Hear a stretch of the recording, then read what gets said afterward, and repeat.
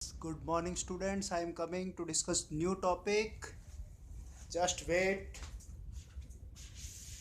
Yes, I am here to discuss new topic. We are starting our social science chapter number 1, and we are taking here the one content of the chapter.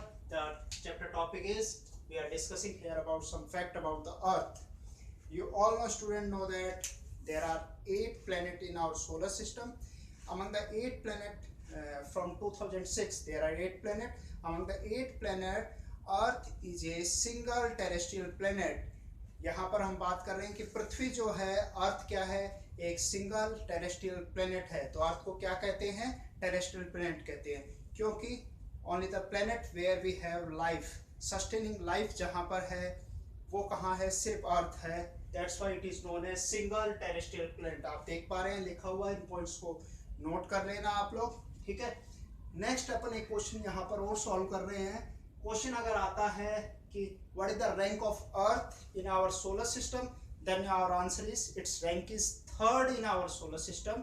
तीसरा स्थान है पृथ्वी का solar system में. Last class में हमने discuss किया था कि इफ देयर आर, एक ट्रिक से मैंने बताया था कि there are 8 planet in our solar system. क्या ट्रिक था? My very educated mother just से अस 9. तो it means mercury, then Venus, then Earth. It means what is the rank of the Earth? It means the rank of the Earth is third in our solar system. Correct. So that's why I have write the third rank in our solar system. Okay. Now come to the point number 3. क्या बताया है?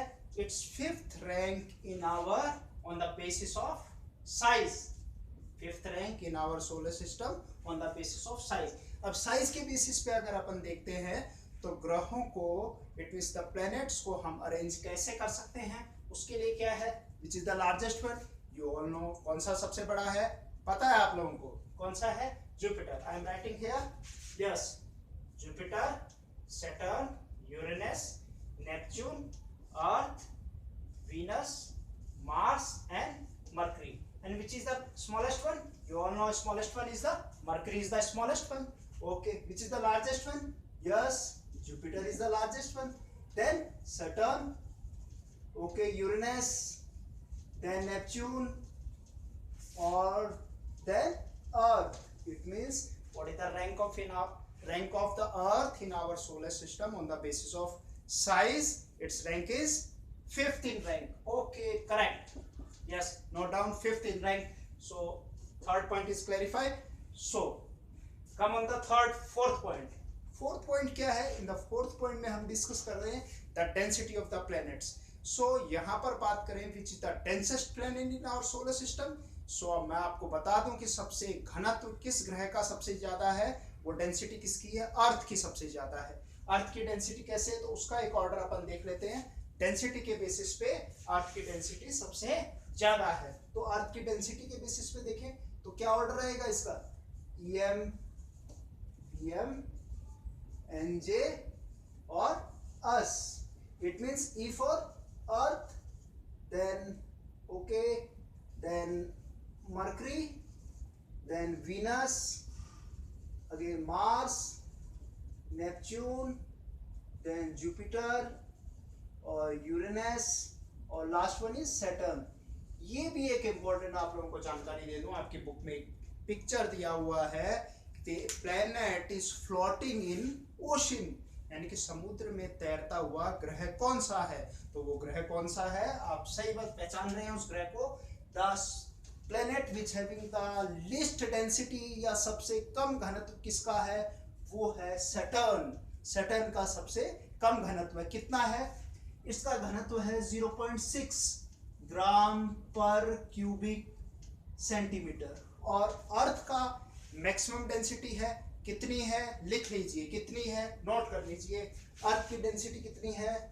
5.517 gram per cubic centimetre according to NCERT book.